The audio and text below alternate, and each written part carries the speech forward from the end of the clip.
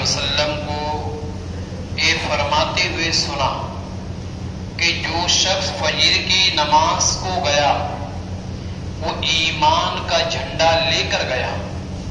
جو شخص فجر کی نماز کو گیا وہ ایمان کا جھنڈا لے کر گیا، اور جو صبح سویرے بازار کی طرف گیا تو وہ شیطان کا جھنڈا لے کر گیا. عزیزان محترم، آپ کو تکلیف نہ ہو تو آپ بھی نہیں جائے.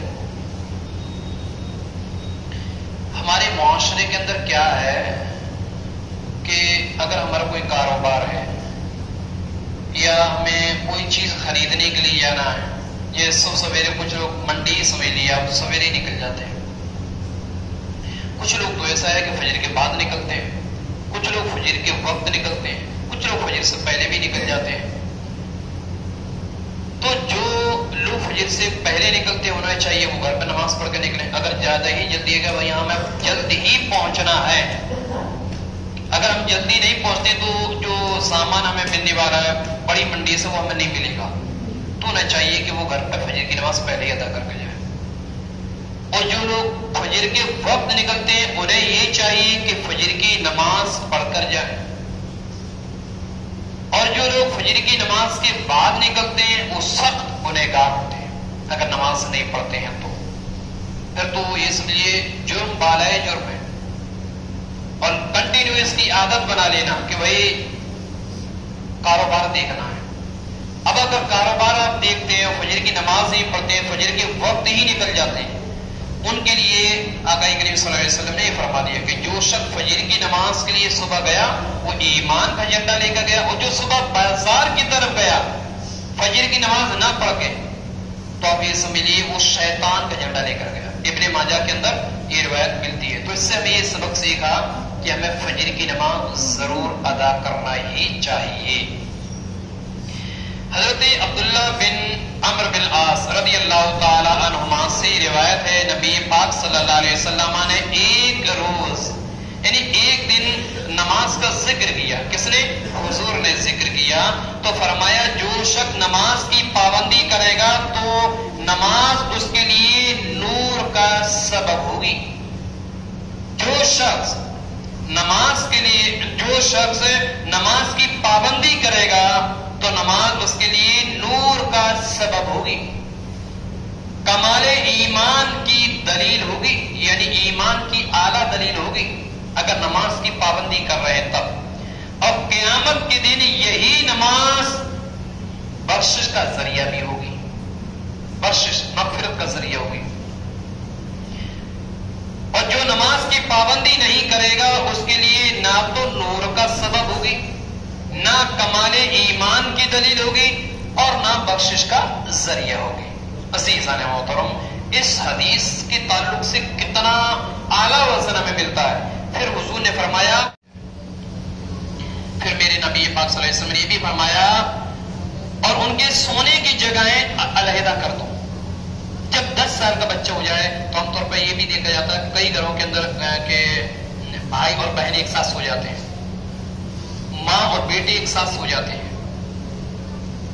تو حضور علیہ الصلوۃ والسلام نے فرمایا جب بچہ 10 سال ہو جائے ایسے زائد ہو جائے تو پھر اس کا بستر الگ کر دو، یعنی اب اس کو الگ علیحدہ سنانا شروع کر دو. ایک مسئلہ آپ یہاں یہ دیکھ لیں، ہم لوگ نماز پڑھتے ہیں تو کبھی کبھار کسی کو یہ دیکھو کہ بھئی وہ نماز پڑھ رہا ہے تو کئی لوگوں کو یہ بھی دیکھ لینا کہ اتنی تیز سے پڑھتے ہیں کہ بغل والا پوری صفحہ سن لیتی ہے. اس کا پڑھنا بھی صحیح نہیں ہے، یہ بھی غلط ہے. اور کچھ لوگ اتنا آہستہ پڑھتے ہیں کہ انہیں خود نہیں پڑھتا میں کیا پڑھ رہا ہوں. نماز جیسے پڑھ لیے 4 رکعت سنت، پڑھنے کے بعد کوئی پوچھ رہے صاحب یہ بتا رہا ایمانداری سے بتا رہا کون کون سی صورتیں پڑھی ہیں، تو یا تو میرا خیال ہے ان کو خود بھی نہیں پتا ہوگا کون کون سی صورتیں پڑھی ہیں. یا وہ جب سورہ پڑھتے ہیں، جب کوئی سورہ فاتحہ کی تلاوت کرتے ہیں یا کوئی سورہ کی تلاوت کرتے ہیں تو آپ یقین جانیں کہ ان کو خود ہی نہیں سنائی پڑتا ہوگا ہم کیا پڑھ رہے ہیں. بہت سے لوگ من میں پڑھ لیتے ہیں. اگر من میں پڑھ لیے تو اس سے ہماری نماز نہیں ہوگی. یا اتنا آہستہ ہم پڑھیں کہ ہم خود نہیں سن پا رہے ہیں اس کو، جب بھی ہماری نماز نہیں ہوگی. اگر ہم نے خود بھی نہیں سنا تب بھی ہماری نماز نہیں ہوگی. اتنا ہمیں اس آواز سے پڑھنا ہے، اس قدر پڑھنا ہے کہ ہم خود سن سکیں کہ ہم کیا پڑھ رہے ہیں۔ اس کو حضور صدر الشریعہ نے بہار شریعت کے اندر ذکر کیا ہے، اور حضور صدر الشریعہ نے بہار شریعت کے میں فتاوی عالمگیر کا حوالہ دیتے ہوئے اس کو ذکر کر دیا ہے۔ اچھا، ایک دوسری چیز، سجدہ جب ہم کرتے ہیں، آپ نے دیکھا ہوگا کہ ایک انگلی کا جو لگنا یہ تو شرط ہے۔ سجدہ جب کرتے ہیں تو ہم ایسے موڑ لیتے ہیں انگلیوں کو، ایک انگلی کا لگنا یہ شرط ہے، اور دونوں پاؤں کی تین تین انگلیوں کا لگنا یہ واجب ہے، پانچوں کو لگنا یہ سنت ہے۔ آپ نے کافی لوگوں کو دیکھا ہوگا کہ جب وہ سجدہ کرتے ہیں تو اس طور پہ اپنی انگلیوں کو نہیں لگا دے، بلکہ وہ پیر اس طریقے سے ان کو اٹھ جاتا ہے یا پیچھے اٹھ جائے گا اس طور پر۔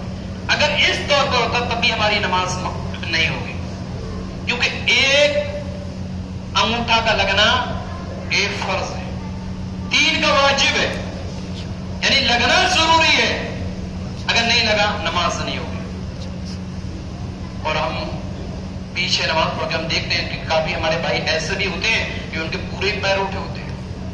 کبھی کبھی آپ دیکھیے گا وہ سجدہ کرتے ہیں تو ان کے پیر آپس میں ایک دوسرے سے، ایک پیر نیچے ہو جاتا ہے، ایک اوپر ہو جاتا ہے، ایک پیر کے اوپر ایک ایسے لٹکا لیتے ہیں، کینچی بنا لیتے ہیں پیروں کی، تو اس سے بھی ہماری نماز نہیں ہو۔ اس سے بھی ہمیں خیال کرنا کہ کم سے کم ہماری اس طور پر تین انگلی تو اس طور پر جائے، انگلی کا جو پیٹ ہے نا، جیسے پیر کی انگلی کا جو پیٹ ہوتا ہے یہ زمین سے لگنا ہی لگنا ہے، اس کی کوئی صورت نہیں ہے، کوئی چھٹکارا نہیں ہے، ان کا تو ایسا لگنا ہی ہے۔ تو اس پہ بھی آپ توجہ دیں گے۔ عزیزان محترم، اس کے علاوہ ایک مسئلہ اور سن لیں، کرسی کا ساتھ۔ آج ہمیں ذرا سی تکلیف ہو جاتی ہے تو ہم کرسی پر بیٹھ جاتے ہیں، تھوڑی سی دقت آ جاتی ہے ہم کرسی کا استعمال کرتے ہیں۔ کرسی کا مسئلہ بھی دیکھ لیں آپ لوگ، حوالہ سن لیں فتاوی رضویہ۔ دیکھیے، اگر کسی بیماری یا بڑھاپے کی وجہ سے کمزور ہو گئی ہے، لیکن یہ عورت کے تعلق سے کہ عورتیں عام طور پر زیادہ کرسی وغیرہ بیٹھنے کا اہتمام کرتی ہیں، تو کہہ رہے ہیں خادمہ یا لاٹھی یا دیوار پر ٹیک لگا کر کھڑی ہو سکتی ہیں تو فرض ہے کھڑی ہو کر پڑھے۔ یعنی اگر ہم اس طور پر بھی پڑھیں تو بولے کہ اگر کھڑے ہو کر پڑھ سکتے ہیں تو اس طور پر پڑھیں، کیونکہ قیام یہ فرض ہے اور ہم اس کو آسانی سے لے لیتے ہیں۔ ہاں، بہت سے لوگ یہ ہے کہ زیادہ مجبور ہے کہ وہ کھڑے نہیں ہو سکتے، ان کے ساتھ ایسی پریشانی آ جاتی ہے تو پھر وہ مجبور کہلائے گا، لیکن اگر کھڑے ہو سکتے ہیں تو کھڑے ہو، یا کم سے کم اتنا تو کھڑے ہو جائیں کہ جب نماز شروع کری جائے تو بہت سے لوگ بیٹھ کے اس طور پر کر لیتے ہیں۔ ان کو چاہیے کہ اگر کھڑے ہونے کی طاقت ہے تو کم سے کم تکبیر تو کھڑے ہو کر ہی کہتے ہیں، اس کے بعد بیٹھ جاؤ۔ کئی ہمارے اپنے بھائی ایسے بھی ہوتے ہیں کہ جیسے باہر کوئی میٹنگ ہو رہی ہے، گھر کے باہر لوگ بیٹھے ہوئے، وہاں ان کو تکلیف نہیں ہوتی کھڑے ہو کے، وہاں تکلیف نہیں ہوگی، کافی دیر تک گفتگو کرتے رہتے وہاں تکلیف نہیں ہوتی، لیکن جب نماز کھڑے ہو وہاں تکلیف نہیں ہوتی، لیکن جب نماز کا مسئلہ آ جائے تو کرسی۔ تو اس کا بھی ہمیں سوچنا ہے کہ اگر اس طور پر اگر ہم کھڑے ہو کر پڑھ سکتے ہیں، اور اگر واقعی ہمیں کوئی تکلیف نہیں ہوتی ہے کھڑے ہو کر پڑھنے میں، اور اس کے باوجود اگر ہم بیٹھتے ہیں تو ہماری نماز اس سے نہیں ہوگی، کیونکہ قیام فرض ہے۔ عزیزان محترم، اب کچھ چیزیں جیسا کہ پچھلی بار حاجی اشراق صاحب نے جو چیزیں ذکر کری تھی سنت کے تعلق سے، وہ آپ لوگ سن لیں۔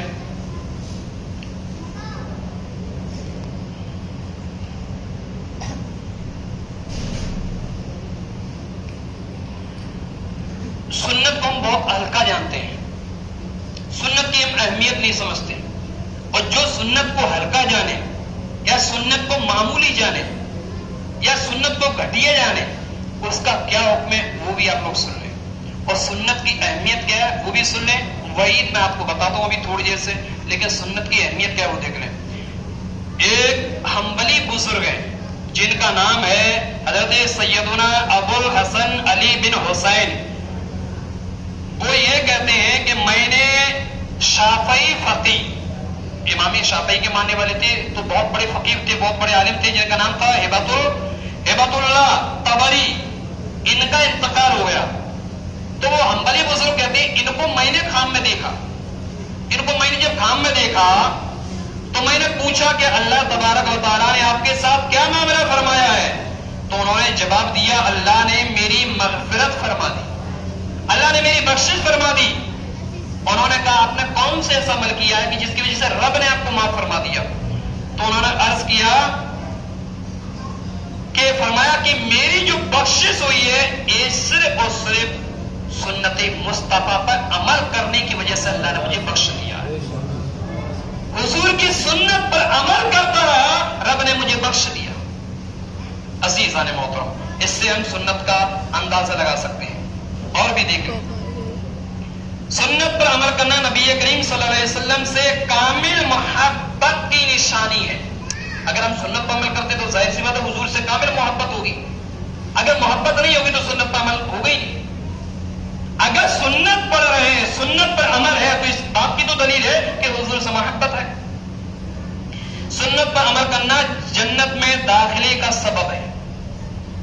سنت پر عمل کرنے والے کو جنت میں نبی پاک صلی اللہ علیہ وسلم کا ساتھ نصیب ہوگا۔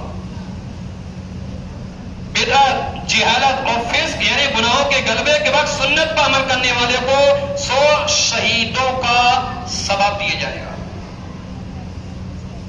سنت پر عمل کرنے والوں کو قیامت کے دن عرش کا سایہ نصیب ہوگا، یعنی جو سنت پر عمل کرے گا نا تو عرش کا سایہ بھی اس کو نصیب ہوگا۔ اس کے علاوہ سنت پر عمل کرنے والے اور اسے دوسروں کو سکھانے والوں کے لیے نبی پاک نے 3 مرتبہ رحمت کی دعا فرمائی اور ایسوں کو اپنا نائب بھی بتایا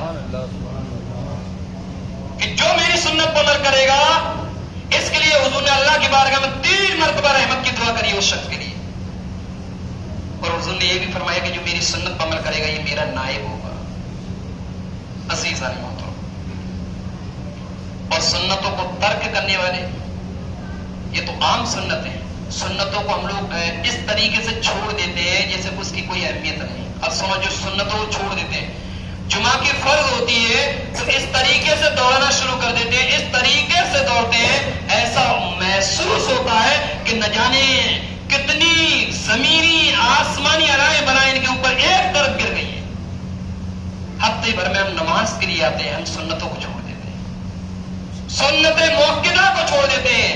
حدیث کے اندر فقہ کی کتابوں کے اگر مطالعہ کریں گے تو اس کے اندر مسئلہ یہ ملے گا کہ سنت موقدہ کو چھوڑنا یہ فسق کی دلیل ہے، فاسق ہونے کی دلیل ہے، سخت گنہگار اور جہنم کا مستحق ہے جو سنت موقدہ کو چھوڑتا ہے۔ سنت موقدہ کو چھوڑنے والے کے تعلق سے یہ بھی وعید آئی ہے یہ فاسق ہے، اگر یہ چاند دیکھ لے تو اس کی گواہی قبول نہیں ہے، اگر کوئی گواہ بنا کے اس کو پیش کر دے تو اس کی گواہی قبول نہیں کی جائے گی، کیونکہ یہ فاطمہ کا سلام پھیرا فوراً باہر، صرف 2 رکعت پڑھنے کے لیے آتے ہیں۔ سنت موقدہ کو ترک کرنے والے یعنی چھوڑنے والے پر اللہ پاک اور اس کے رسول کی لعنت کی وعید ہے۔ جو سنت موقدہ چھوڑتا ہے تو اللہ تبارک و تعالیٰ نے خود اس شخص پر لعنت فرمائی ہے جو سنت موقدہ چھوڑتا ہے۔ اللہ کے رسول نے اس پر لعنت فرمائی ہے جو سنت موقدہ چھوڑتا ہے۔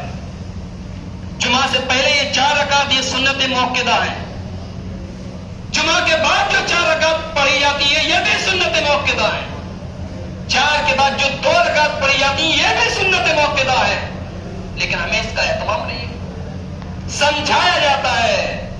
اس پر 1 مرتبہ 2 مرتبہ بیان بھی ہو چکا ہے، حاجی اشراق صاحب نے بھی 2-3 بار آپ لوگوں کو بولا، میں نے بھی بولا، سمجھایا کہ سنتیں مت چھوڑا کرو، لیکن ہم لوگ بڑی بے دردی کے ساتھ چھوڑ دیتے ہیں۔ اب اس کا عذاب بھی سن لو، اس کے ترک پر معاذ اللہ شفاعت مصطفیٰ سے محرومی کی وعید ہے۔ جو سنت چھوڑتا ہے موقدہ، میرے نبی پاک صلی اللہ علیہ وسلم کی اس کو شفاعت نصیب ہوگی ہی نہیں۔ قیامت کے دن ہمارے آپ کے آقا صلی اللہ علیہ وسلم اس کے لیے کوئی اللہ کی بارگاہ میں سفارش نہیں کریں گے جو سنت چھوڑتا ہے۔ اب اپنا محاسبہ کر لینا کہ نماز کے بعد کون دوڑتا ہے، اس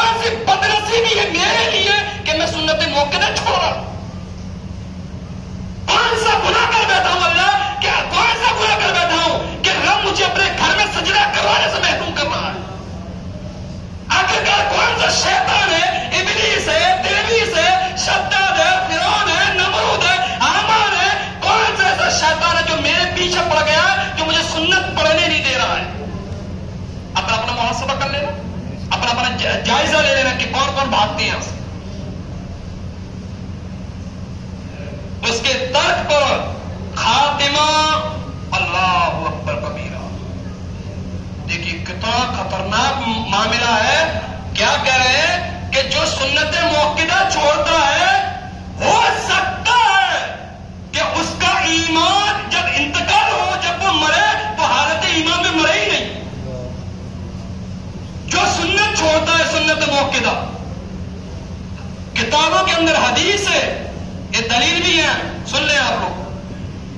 سیر اعلام النبلا, مرقات, ترمذی, مشکات, مرقات, شرح زرقانی, جامع بیان العلم و فضل, مستدرک, بحر شریعت, ملفوظات اعلی حضرت, مسلم شریف, مراد المناجی, مرقات, ترمذی, مسند امام احمد. ان تمام کتابوں کے اندر روایت ملتی ہے کہ اگر سنت موقدہ چھوڑ رہا ہے تو ہو سکتا ہے کہ اس کا خاتمہ ایمان پر ہی نہ ہو. اب آپ لوگ خود سوچ لیں کہ ہمیں کس حالت میں جانا ہے. اللہ کی بارگاہ میں دعا ہے, باتیں تو کئی تھی لیکن کہنے کا مطلب حاصل کلام یہ, سنت کو ہرگز نہ چھوڑا جائے. جب آئے ہو نماز پڑھنے کے لیے تو پوری مکمل نماز پڑھ کر جائیے. جمعہ میں 14 رکعتیں ہیں, پوری 14 کے 14 پڑھ کر جائیے.